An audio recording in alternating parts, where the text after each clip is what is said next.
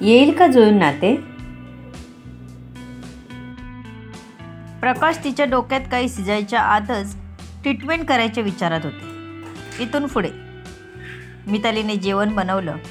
सगळे जेवायला आले. दिव्याला मितालीने जबरदस्ती खीर करायला सांगितली होती. जेवायला बसले.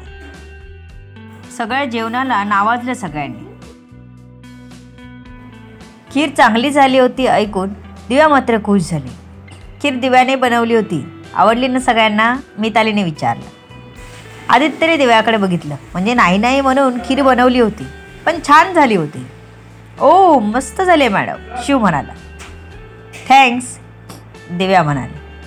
तिच्या चेहऱ्यावर आनंद होता. आदित्यनेही काहीतरी बोलावं असं वाटत होतं दिव्याला, पण तो काहीच बोलला नाही.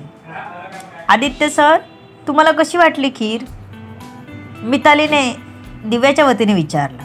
कारण तिला कळलं दिव्याला प्रतीक्षा आदित्यच्या प्रतिसादाची होती. छान, आदित्य म्हणाला. पण ते छान म्हणण्यात एवढी मज्जा नव्हती. काय माहीत दिव्याला ऐकून आनंद झाला नाही, बळेबळे बोलल्यासारखं वाटला. पण आदित्यने असं मुद्दामच केलं होतं. उगाच चण्याच्या झाडावर चढायला नको. असो, आदित्य बाबा की जय. सगळ्यांचं जेवण झालं तसे शिव आणि मिताली निघाले जायला. दिव्या मितालीला खूप आग्रह करत होती की थांब म्हणून, पण मिताली काही थांबली नाही. पूजा घालायचा प्रश्न नव्हता. आदित्यने दुसऱ्या दिवशी गणपती मंदिरात जायचं ठरवलं, म्हणजे देवदर्शनाला. दिव्या, आपण पूजा नंतर घालू, आपण उद्या देवदर्शनला जाऊ, आदित्य म्हणाला. अजूनही दोघे बाहेरच बसले होते. ठीक आहे, दिव्यालाही ते पटलं. महाराष्ट्रीयन लग्न, आपलं पाश्चात्य संस्कृतीसारखं लगेच बेडरूम सजवायची, हे तिलाही पटलं नव्हतं. जग बदललं, पण संस्कृती सोडून काय मिळणार? आपण आपली संस्कृती जपली पाहिजे. आपणच आपली संस्कृती नाही जपणार तर मग कोण जपणार? ह्या विचाराची दिव्या होती. इतक्यात तिचा फोन वाजला. आईचा होता. हॅलो, दिव्या म्हणाली. बाय, कशी आहेस ग? आईने विचारलं. आई, मी बरी आहे. तू आणि बाबा कसे आहे? छोटू कसा आहे? तिने सर्वांची चौकशी केली. बरे आहेत सगळे. बाय, मला ना काल स्वप्न पडलं ग, तू लग्न केलंस असं, आई म्हणाली. आणि दिव्याचं काळी धडधडलंच एकदम. म्हणजे काही गोष्टी आपल्या माणसांना जाणवतात. आई, मी लग्न केलं नाही आहे, पण माझ्या कंपनीच्या बॉसने मला विचारलं आहे आणि ते लग्न करायचं म्हणत आहे. मी आज ते तुला बोलणारच होती, पण तूच समोरून बोललीस. आई, ते रजिस्टर लग्न करायचं म्हणत आहेत. नंतर मोठं करतील तेव्हा सर्वांना बोलवतील. त्यांना काहीतरी प्रॉब्लेम आहे म्हणून रजिस्टर लग्न करायचं आहे. काय करू ग आई? मला काहीच कळत नाही. तेव्हा आईचं मन बनवत होती जेणेकरून तिला लग्न केलं हे हळूवारपणे आईला सांगता येईल. त्यांना धक्का बसणार नाही. आईला काही निर्णय घेता येईना. मी ह्यांनाच विचारून सांगते तुला, आई म्हणाली. ठीक आहे, कधी सांगशील? दिव्याने विचारलं. थांब, आत्ताच विचारते म्हणत आई विचारायला गेली सुद्धा. रेंजमध्ये आली असेल म्हणजे लांब आली असणार, माहीत होतं तिला. फोनवर खरखर आवाज येत होता. हा वाऱ्याचा असावा. आई गेली विचारायला हे माहीत होतं तिला. आईने जेव्हा दिव्याच्या बाबांना विचारलं ते आधी एकदम शॉकच झाले, पण नंतर आईसोबतच वरती आले बोलायला. हॅलो. आज पहिल्यांदा दिव्याचे बाबा तिच्याशी बोलायला आले होते फोनवर. हॅलो बाबा. दिव्याच्या आवाजात आनंद आणि डोळ्यात पाणी तरळलं. बाई, काय ग? आई म्हणत होती तू लग्नाचं म्हणतेस? बाबाने विचारलं. हो बाबा, माझ्या कंपनीचे बॉस आहेत ते, दिव्या म्हणाली. बाय, वयस्कर नाहीत ना? तुला चांगले वाटले का? बाबांनी काळजीने विचारलं. नाही बाबा, माझ्यापेक्षा 5-1 वर्षांनी मोठे आहेत. मलाही पसंत आहेत, दिव्याने सांगितलं. मी उद्या गाडीत बसतो आणि येतो तिकडे. कुठे यायचं ते सांग मला. हा फोनच घेऊन येईन मी, तिच्या बाबांनी तिला कळवलं. आपल्या मुलीला असं कोणाच्याही ताब्यात देण्याअगोदर एकदा पाहावं हा विचार त्यांच्या मनात आला. ओके बाबा. दिव्याने लगेच डोळे पुसले आणि फोन ठेवला. तिला जाणवलं कदाचित हे आपण कालच सांगितलं असतं तर बरं झालं असतं.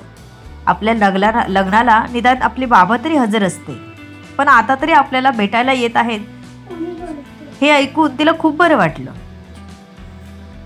ती त्यांना सगळं समजावून सांगणार होते, पण लग्न आधीच केलंय आपण हे मात्र ती सांगणार नव्हती. वाटल्यास पुन्हा लग्न करू, पण आईबाबांना दुखावता नये असं तिचं मन तिला वारंवार बजावत होतं.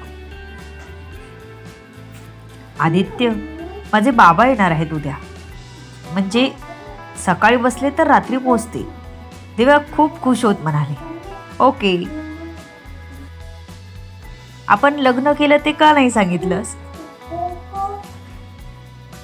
करणार आहे का सांगितलंस? आदित्यने विचारलं.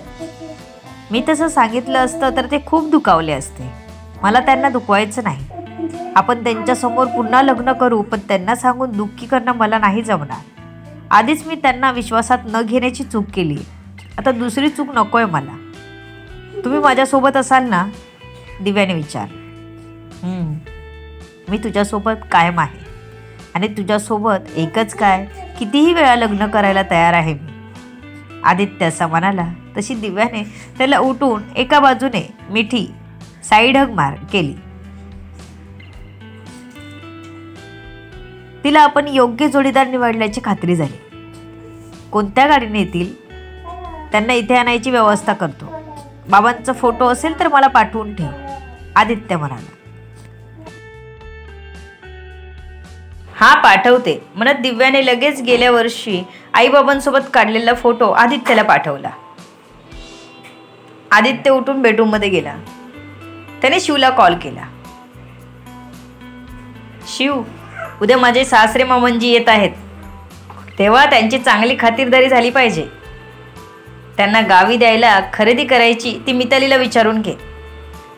ती दिव्याच्या घरच्यांना ओळखते ना, ती सांगेल तुला बरोबर, आदित्यने शिवला सांगितलं. दिव्याच्या बाबांना काहीच काळजी वाटू नये ह्यासाठी तो त्यांना आश्वस्त करत होता. त्यांच्यासाठी काही ना काही करता येईल हा त्यामागचा एकदम स्वच्छ हेतू होता. तिच्या भावाला काय हवं असेल तर तेही पाठवून दे, आदित्यने पुन्हा शिवला सांगितलं. शिव शांतपणे ऐकत होता. ओके सर, आदित्यचं बोलून झालं तसं शिव म्हणाला आणि कॉल कट केला. दिव्याही आता बेडरूममध्ये आली. आता काही अगदी लाजायचा प्रश्न नव्हता, कारण या आधीही ती आदित्यच्या बाजूला झोपली होती. आदित्य. दिव्याने आदित्यला आवाज दिला. तो आतल्या बाजूला झोप, मी बाहेरच्या बाजूला झोपतो, आदित्य म्हणाला. त्याचा नुकताच डोळा लागत आला होता. सॉरी, तुम्ही झोपला होता? दिव्याला थोडं वाईट वाटलं आपण त्याला झोपेतूनच उठवलं म्हणून. दिव्या ये, तिला तिथेच उभी बघून आदित्य म्हणाला.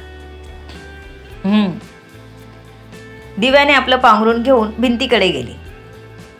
आदित्य तिलाच बघत होता. आता दिव्या काय करते ह्याकडे त्याचं लक्ष होतं. दिव्या आताही लांब झोपणार, आदित्य म्हणाला. उद्या देवदर्शनाला जाऊया ना, उद्या माझे बाबा येणार आहे, तर आपण देवळातच त्यांच्यासमोर पुन्हा लग्न करू, दिव्या म्हणाले. ओके, मी सांगतो शिवला तशी अरेंजमेंट करायला, आदित्य म्हणाला. दिव्या म्हणाली. तिला आपल्या बाबांचा आशीर्वाद घ्यायचा होता. उद्या बाबा येणार हा आनंदच वेगळा होता. ती त्याच आनंदात झोपीही गेली. आदित्य जागा होता.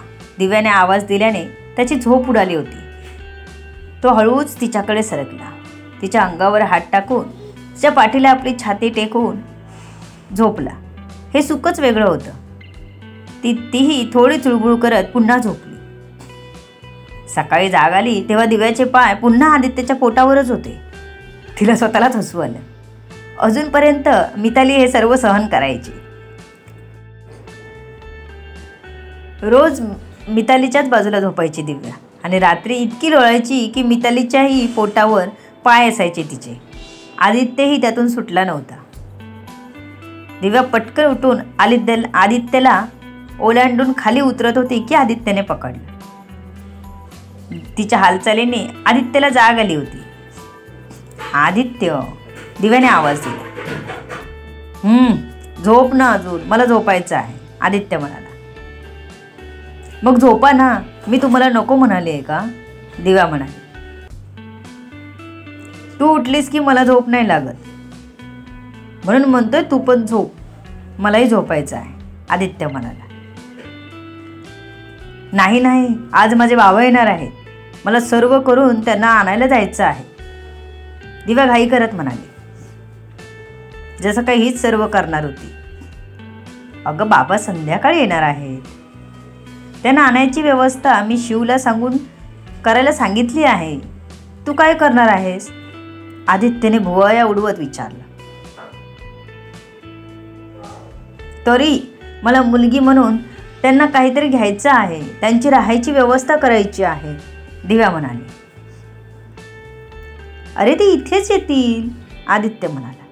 नाही नाही, त्यांना आपण एकत्र राहतो हे नाही चालणार, त्यांना वाईट वाटेल, दिव्या म्हणाली. आदित्यच्या लक्षात आलं. ठीक आहे, मग त्यांची व्यवस्था शिवच्या फ्लॅटवर करू, आदित्य म्हणाला. हो, पण मितालीला आपल्याकडे बोलवावं लागेल, दिव्या म्हणाली. ठीक आहे, बोलाव, नाहीतर एक काम कर, तुझ्या बाबांना इथेच बोलाव, मी शिवकडे जातो, ते योग्य राहील, आदित्यने सांगितलं. तशी दिव्या लगेच तयार झाली, तेच योग्य असणार होतं. लवकर फ्रेश झाली आणि मितालीला कॉल केला. मितू, माझे बाबा येत आहेत इकडे पहिल्यांदा, दिव्याच्या आवाजात आनंद होता. मला शिव बोलले काल, आदित्य सरांनी त्यांच्यासाठी खरेदी करायला सांगितली आहे, मिताली म्हणाली. आणि दिव्याला त्याचा खूपच अभिमान वाटला, कारण त्याने न विचारताच तिच्या बाबांसाठी सर्व करायचं प्लॅनिंग केलं होतं. दिव्याला ते खूप आवडलं. बरं, तू इकडे ये, आदित्य तिकडे जातील, बाबांना इकडेच बोलावते, आदित्य म्हणाले. तेच चांगलं राहील, दिव्या म्हणाली. तशी मिताली मात्र हसली. कालच लग्न करून गेली नाही तोपर्यंत तिचं जग आदित्यमय झालं होतं. दिव्याचा फोन वाजला तशी दिव्या फोनकडे धावली. बाबांचा फोन होता. किती खुशी होती चेहऱ्यावर. To be continue. बघू पुढे काय होतंय. सर्व गोष्टी कळण्यासाठी आरबी व्हायरल फीवरवर पुढील येणारे भाग वाचायला आणि ऐकायला विसरू नका. तुमच्या अमूल्य प्रतिसादाची आतुरतेने वाट बघते. लेखिका शब्दवेदी उर्फ संतोषी राणे पाताडे. धन्यवाद. निरनिराळ्या कथा ऐकण्यासाठी या चॅनलला सबस्क्राईब करा आणि या कथेला तुमच्या मित्रमैत्रिणींमध्ये शेअर करा.